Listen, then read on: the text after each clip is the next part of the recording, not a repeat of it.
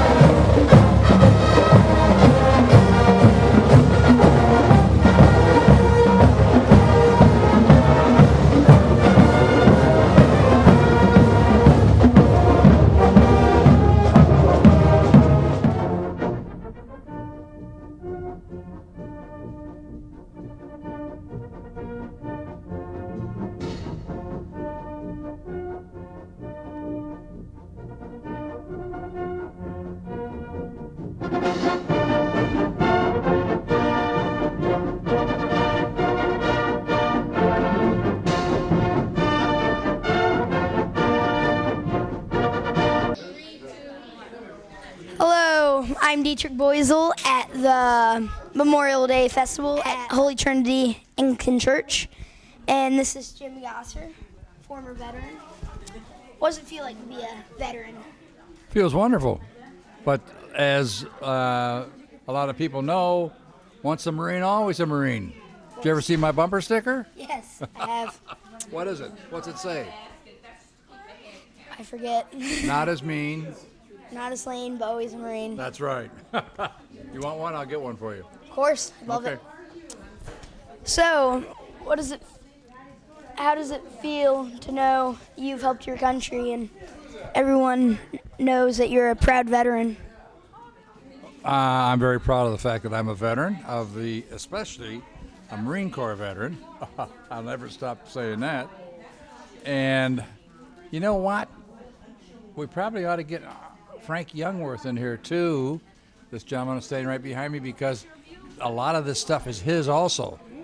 But I'll talk to you a little bit about what's back here. You want to do that now? Or, huh? Please do. All right, well, this is Phil Warburton's father, who was a doctor in the Navy, I believe, lieutenant commander. That's the ranking for the Navy. So he was a doctor in World War II. Above him is Sergeant Brian Trittabaugh, who I think is still not on active duty, but he's in the reserves, okay? And he's a member of our church, obviously. And I don't know whose uniforms these are. Well, this is William Flaherty. I don't know who William Flaherty is, but it's from World War I have been told, from the Navy. And so this is also from World War I, but I don't know what branch of service it is. This stuff is me. This is, for instance, this is what we did in boot camp in the Marine Corps on a weekly basis. You were given one of these on Monday morning that told you what you were going to do every day, all week, what time and where. My father put that together for me while, when I got out of the Marine Corps. The ribbons up above are medals I won as far as athletics were concerned when I was in the Marine Corps. The rest of it shows my rank and so forth. What was it like when you were serving? Well, I served from 1953 to 1957, and in 1953, the United States was participating in the Korean War, and I happened to be in boot camp during that time, and I can remember that our drill instructor threatened us if we didn't behave ourselves and do what we were told, we were going right out of boot camp directly to Korea. Well, ironically, when I finished 12 weeks of boot camp, the Korean War was over. So the threats that he made were just that. Well, thanks for interviewing us. Well, thank you for having me.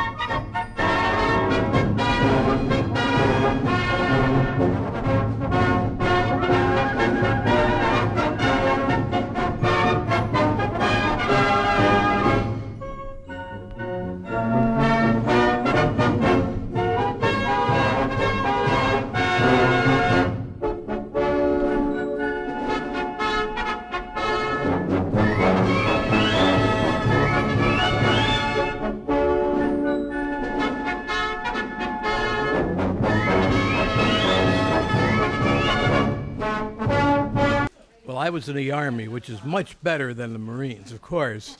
And we were in about the same time, except it didn't take me as long to get through. I was in from 1954 to 1956. And I spent all my time in Texas after I got through basic training and advanced basic. And it was not bad. I didn't like it at the time, but as I look back, it was a very important part of my life, growing up and becoming a man. Of course, yeah. What did you think about, like, the war? Like, what do you think about our country, like, going into war? Well, you mean from when I was in the Army? When I was in the Army, even though I officially was a veteran of the Korean War, all the fighting was over by then. And they hadn't signed a final peace yet, but that was a hard war, and a lot of great men sacrificed their lives, and that's why we have freedom here in this country now, because of those people. I heard somebody once say when they got some kind of a medal, but they were alive, they said, "I'm not a hero, the heroes, they're the ones who got killed." And so if you were a survivor, that was fine, but you have to always remember those that didn't make it because they were fighting for us. In my case, they fought during the Korean War. What exactly were you thinking in boot camp? Did you want to go out, like, or what'd you feel about going out to serve? I mean, when I was in boot camp, that was basic training in the Army, and that was hard. There was only one good thing. I was at Fort Knox, Kentucky. Do you know what they have at Fort Knox, Kentucky? Not exactly, no. A lot of gold. In fact, all the gold that this country owns is in Fort Knox, Kentucky. And we used to have to walk 20-mile marches. They'd get us up at 4 in the morning for PT. That was physical training. And after we worked out, we get some breakfast. Then we might go on a march of 20 miles. Then we have to come home, shine our boots, make them spotless. And then we'd have to have inspections when we'd have to make our beds so tight that if the inspector flipped a coin, we had 50-cent pieces then. Flipped the 50-cent piece, if it hit the bed and didn't bounce, they'd tear up the bed, you'd have to remake it after you did your 30 push-ups. It was hard. Yeah. Looking back at it, were you glad that you got the chance to serve in the Army? Absolutely. I'm proud that I did. At the time, like I said, I didn't enjoy it as much as I thought I would or should, but as I look back, it was a very important part of my life. Thank you, Mr. Youngworth, for your time. Thank you.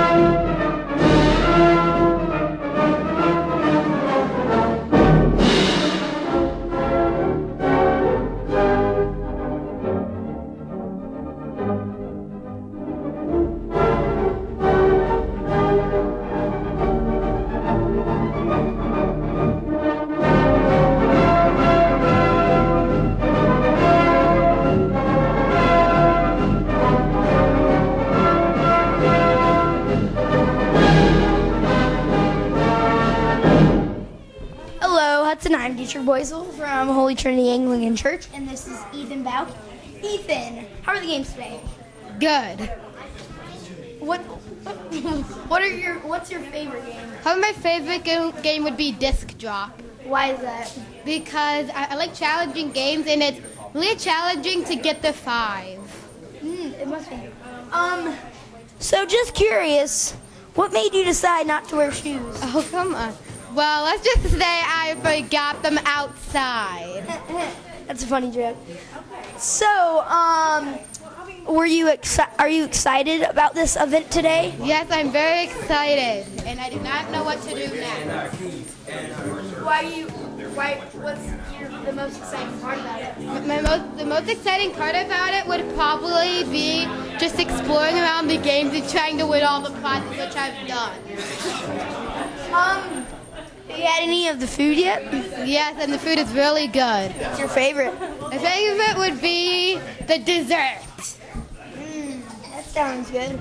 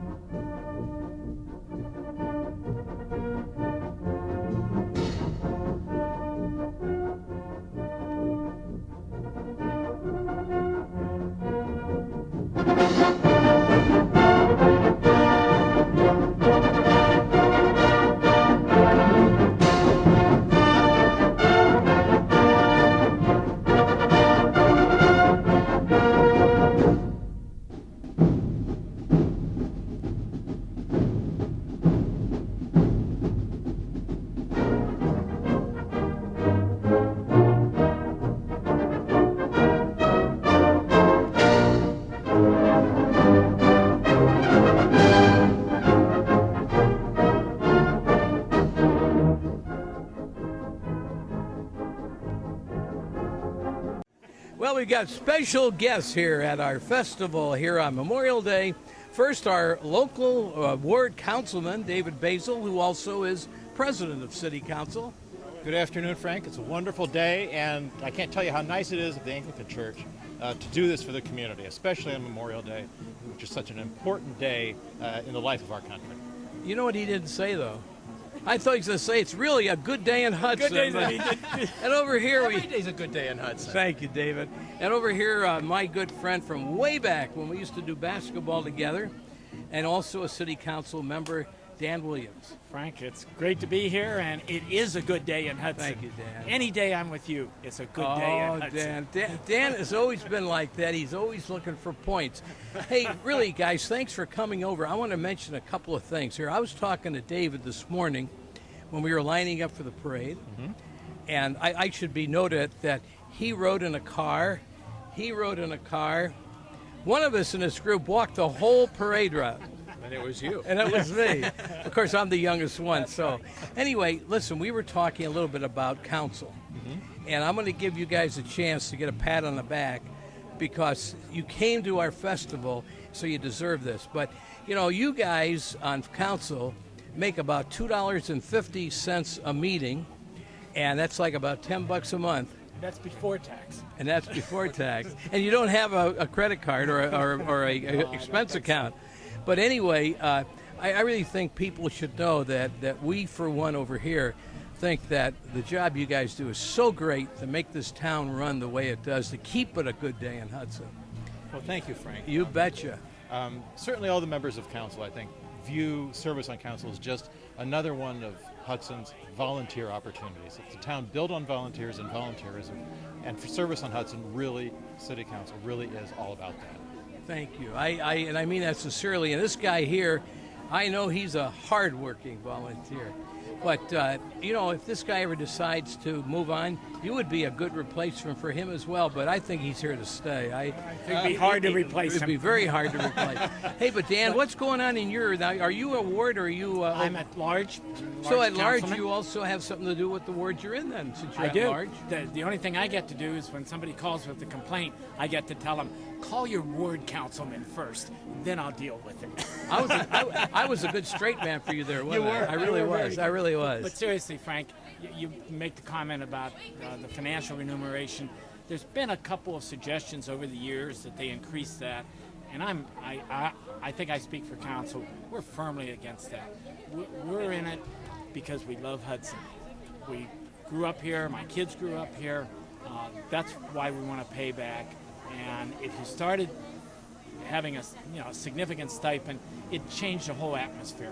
And I really don't think, I hope that never happens. Well, you know, I brought that up too because that's one thing about Hudson is everybody is there's so many volunteers. Right.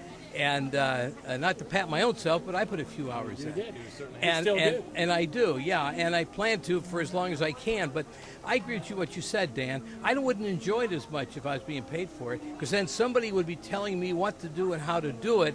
I do it my way. Unfortunately for you guys, it's not that easy.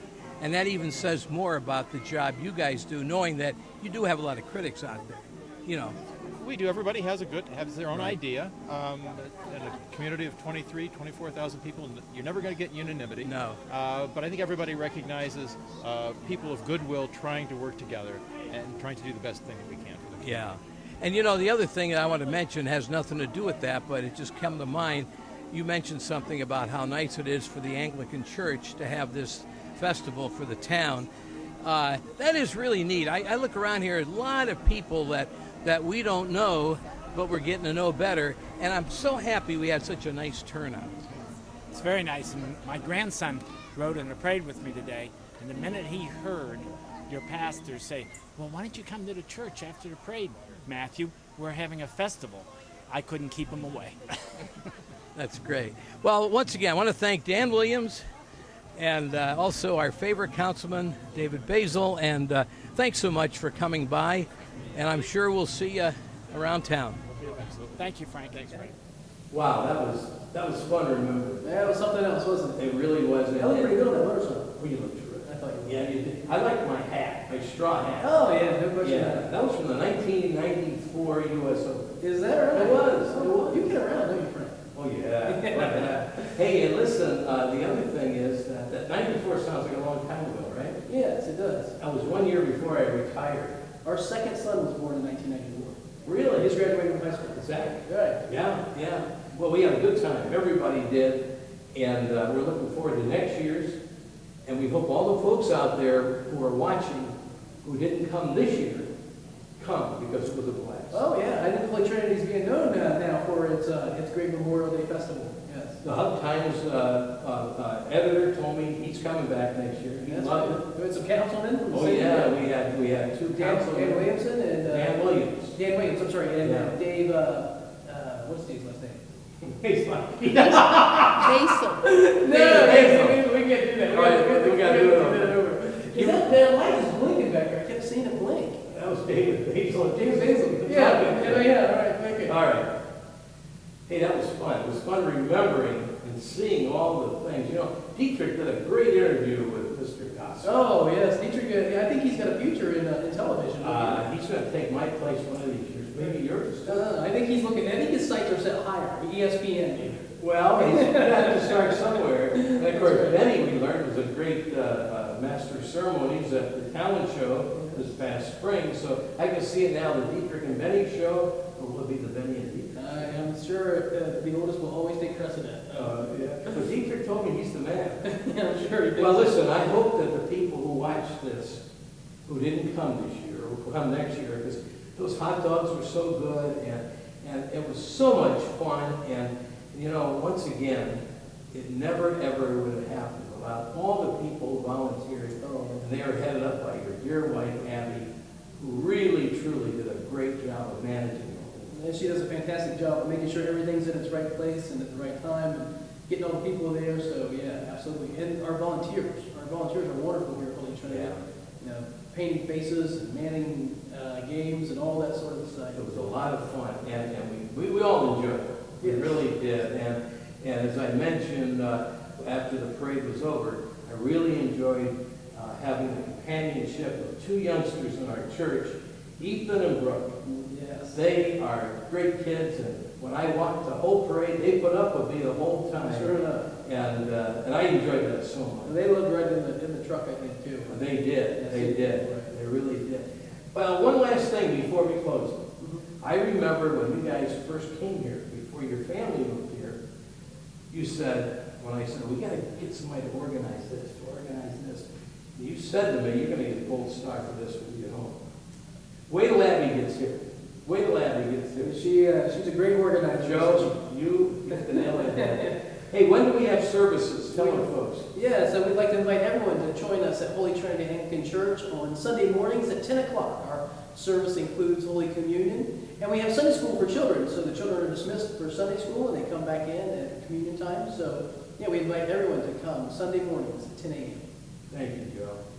This is Frank Youngward saying thank you so much for joining us here on Joy in the Journey. Joe Boyce and myself. In closing, I say we'll see you in church. Bye, everybody.